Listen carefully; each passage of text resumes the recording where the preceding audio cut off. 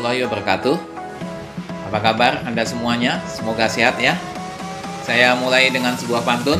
Jalan-jalan ke Pulau Bali, pergi ke sana untuk refreshing.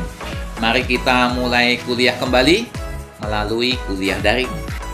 Oke, pada hari ini kita akan melakukan perkuliahan inovasi pengelolaan pendidikan. Kajian yang akan kita bahas pada hari ini adalah desain inovasi pengelolaan pendidikan. Selanjutnya, saya persilahkan Anda untuk melihat slide sebagai berikut. Baiklah, pada hari ini, pada mata kuliah inovasi pengelolaan pendidikan, saya akan menyampaikan kajian desain inovasi pengelolaan pendidikan. Capaian pembelajaran yang hendak dicapai, yakni mahasiswa mampu mendiskusikan desain inovasi pengelolaan pendidikan. Yang kedua, diharapkan mahasiswa mampu mendesain inovasi pengelolaan pendidikan.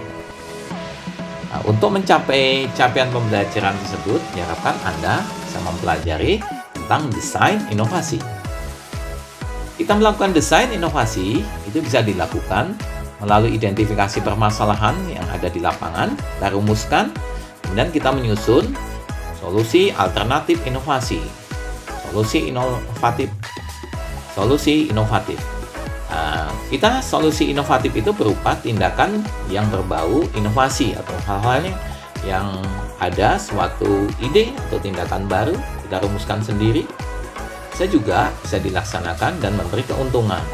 Di mana tindakan inovatif atau ide-ide yang baru ini dapat dilakukan melalui menerima ide baru, menyontoh semuanya atau menyontoh sedikit, atau kita merumuskan ide atau tindakan objek yang sifatnya kita rumuskan sendiri atau yang bersifat original. Selain itu juga desain inovasi dapat juga dilakukan dengan membandingkan kondisi dulu atau kini dan kita membuat rancangan ke depan. Misalnya dalam bidang kurikulum, kondisi sekarang atau kondisi yang dulu itu bahwa kurikulum sudah 4 tahun belum diperbarui, ini umpamanya ya. Oleh karena itu kita melakukan rancangan ke depan dengan melakukan evaluasi dan pembaruan kurikulum tersebut. Umpamanya di bidang kurikulum ini, kondisi dulu atau kini masih terdapat guru yang malas menyusun rencana pelaksanaan pembelajaran atau RPP. Maka kita perlu merancang atau melakukan kegiatan intensifikasi supervisi akademik agar guru menyusun rencana pelaksanaan pembelajaran yang satu lembar sesuai dengan kebijakan sekarang, dan seterusnya. Ini bisa dikembangkan oleh Anda. Momennya di bidang siswaan, kondisi dulu atau kini bahwa penerimaan siswa baru selalu ricuh setiap tahunnya. Oleh karena itu kita perlu merancang, ini dengan menerapkan penerimaan siswa baru berbasis zonasi sesuai dengan kebijakan sekarang, dan perlu ada sosialisasi terlebih dahulu supaya masyarakat itu bisa paham. Desain inovasi yang berikutnya, seperti yang sudah kita bahas, bahwa untuk melakukan inovasi itu bisa dilakukan dengan melalui proses menerima hasil inovasi dan melalui proses menciptakan inovasi. Menerima inovasi itu dimulai dengan menerima informasi, ide, praktek, objek yang dilihatnya sebagai sesuatu yang baru. Melakukan penelusuran, menyadari kebutuhan, menilai kemanfaatan, mengambil putusan untuk menerima atau menolak. Seyogyanya kita menerima inovasi tersebut. Itu hal yang sifatnya kurang produktif. Selain itu juga desain inovasi dilakukan melalui proses menciptakan inovasi, yakni melalui pengkajian, merumuskan judul, pendahuluan, pembahasan, simpulan, dan daftar pustaka, dan juga bisa dilakukan melalui riset atau penelitian. Ini dengan merumuskan judul, pendahuluan, kajian pustaka, metode penelitian, hasil dan pembahasan, simpulan, saran, dan daftar pustaka. Model inovasi itu juga banyak ditemukan oleh berbagai ahli, misalnya oleh Rogers tahun 1993 itu dimulai dengan menyusun agenda inovasi, menyesuaikan pemecahan masalah, modifikasi implementasi, klarifikasi inovasi, dan rutinasi inovasi. Dan model inovasi itu bisa dari atas atau top down, model diri sendiri atau one shot, dan model dari kelompok atau grup. Selain itu juga dalam melakukan inovasi kita perlu menjunjung prinsip inovasi, namanya menjunjung tinggi sikap inovatif, menjunjung tinggi sikap ilmiah, menyediakan waktu, tenaga, saran, dan dana, mengukur perubahan kondisi dulu dan kini, menciptakan inovasi yang bermanfaat dan relevan, dapat digunakan dan dilihat yang suatu hasilnya, memiliki nilai ekonomis dan nilai tambah, memiliki kadar keaslian, memiliki dukungan produksi, promosi, dan pemasaran. Selain itu juga perlu memperhatikan faktor-faktor yang mempengaruhi inovasi. Ini faktor internal dan faktor eksternal. Faktor individu atau kelompok. Individu, contohnya pengetahuan seseorang, pengalaman, sikap inovatif, keterampilan inovatif, kemauan kuat, dan seterusnya. Jadi dari individu, semakin individu itu semakin banyak pengetahuannya, semakin banyak pengalamannya berbagai wilayah, itu semakin lebih inovatif jika dibandingkan dengan hanya berada di daerah itunya sendiri. Kemudian faktor kelompok, itu seperti kebijakan pimpinan. Jadi kalau Anda menjadi pimpinan, hendaknya memberikan peluang-peluang kepada bawahan supaya bisa melakukan inovasi. Dan keterampilan pimpinan, mobilitas kelompok, kompakan, komitmen, dan seterusnya. Dan dukungan sarana prasarana atau fasilitas seperti biaya, kemitraan, atau rekan sejawat yang ada di kantornya, penghargaan, aturan, dan kebijakan. Ini bidang garapan yang bisa dilakukan di dalam melakukan inovasi, menyangkut pendidikan di lingkup informal, dalam keluarga, non formal dalam masyarakat, dan formal di lingkungan sekolah, madrasah, atau di pemerintahan.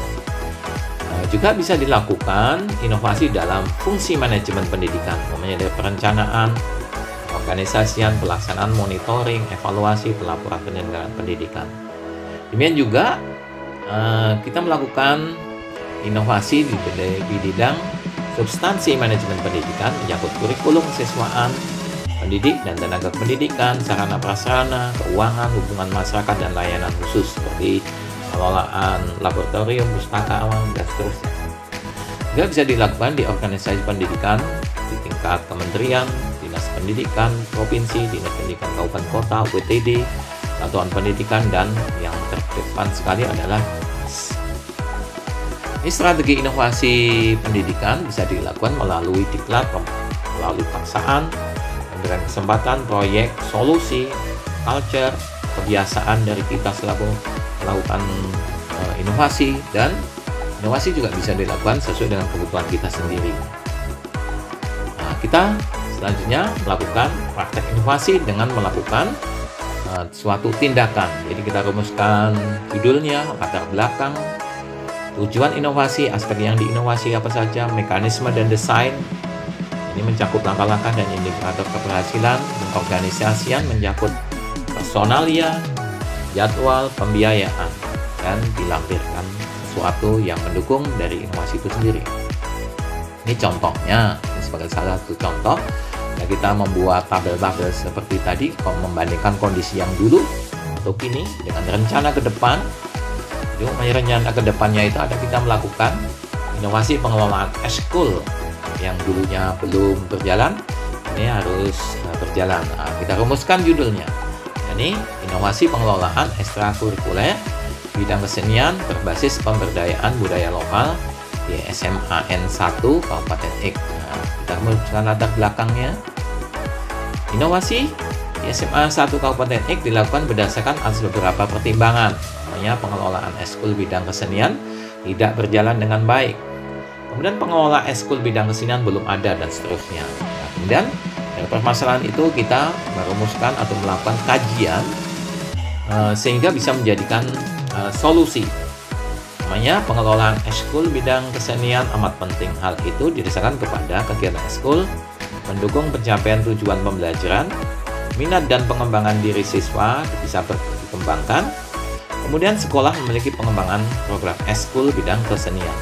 Untuk mengatasi masalah, maka solusinya dengan melakukan inovasi pengelolaan eskul bidang kesenian berbasis pemberdayaan budaya lokal, dan seterusnya. Ini diuraikan sesuai dengan kondisi yang ada di sekitar Anda sendiri. Berikutnya, kita melakukan merumuskan tujuan inovasi. Kita rumuskan tujuan inovasinya ini untuk melakukan inovasi pengelolaan bidang eskul dan seterusnya. Kemudian kita rumuskan tujuan khususnya, yakni membentuk pengelolaan kegiatan eskul bidang kesenian. Kemudian pengelola kegiatan eskul bidang kesenian bisa menyusun program. Kemudian kegiatan eskul bidang kesenian bisa berjalan minimal sebulan sekali atau berapa bulan sekali. Kemudian kita juga merumuskan aspek inovasi. Kita susunan pengelolaan, kemudian programnya, dan jadwalnya, dan seterusnya. Ini mekanisme dan desainnya. Jadi merupakan tata urutan bagaimana kita bisa melakukan inovasi. Umpamanya, kepala sekolah mengundang guru untuk rapat dengan agenda melakukan inovasi eskul bidang kesenian. Kemudian menyusun struktur pengelola kegiatan eskul bidang kesenian dan di SK-kan melalui SK kepala sekolah. Kemudian kepala sekolah menugaskan kepada pengelola yang telah di SK-kan untuk menyusun program. Kemudian pengelola menyusun jadwal. Kemudian pengelola melaksanakan kegiatan eskul.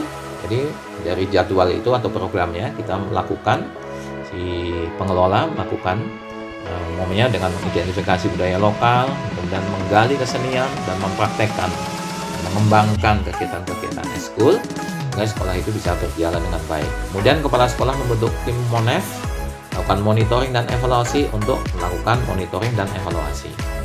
Dan rapat hasil Monef, apakah kegiatan eskul itu berjalan atau tidak. Dan pengelola menyusun laporan kegiatan.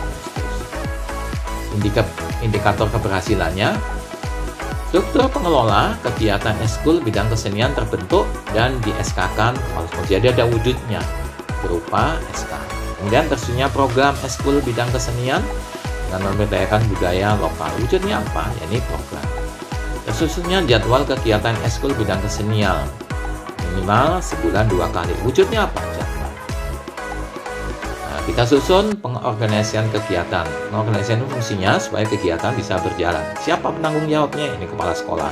Ketuanya siapa? Umumnya Mesaroh MBD, sekretaris Hanum MBD, anggota Kowilan MBD, Edi Rizkan MBD, Firdaningsih MBD, dan seterusnya. Kita susun jadwal kegiatan, ada persiapan, ada pelaksanaan, ada monitoring dan evaluasi. Ya, kita susun selama bulan-bulan di dalam tahun itu.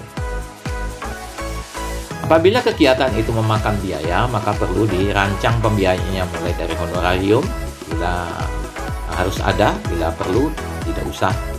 Kemudian kebutuhan alat tulis kantor untuk penggandaan yang berkaitan dengan bahan habis pakai, dan apabila membutuhkan konsumsi perlu disusun juga. Transport bila perlu ada, kalau tidak juga nggak apa. Jumlah keseluruhannya berapa itu diusulkan untuk melakukan kegiatan inovasi. Nah, selanjutnya apabila ada lampiran berupa skenario atau panduan tindakan inovasi pengelolaan eskul bidang kesenian, kemudian instrumen pengumpulan data atau SK kegiatan. Yang terakhir, sebagaimana biasanya Anda perlu melakukan menjawab soal latihan. Jadi, susunlah desain inovasi pengelolaan pendidikan di sekolah masing-masing. Yang meliputi, Anda perlu merumuskan judulnya apa, latar belakangnya inovasinya apa, tujuan inovasi apa, aspek inovasi, mekanisme dan desain, organisasian, dan lampiran. Nah, saya pikir itu saja, saudara. Mudah-mudahan Anda rasa paham dan puas. Saya pikir itu saja. Terima kasih. Baiklah, kegiatan perkuliahan cukup sampai di sini. Kita sama-sama membaca hamdalah. Alhamdulillahirabbil alamin. Assalamualaikum warahmatullahi wabarakatuh.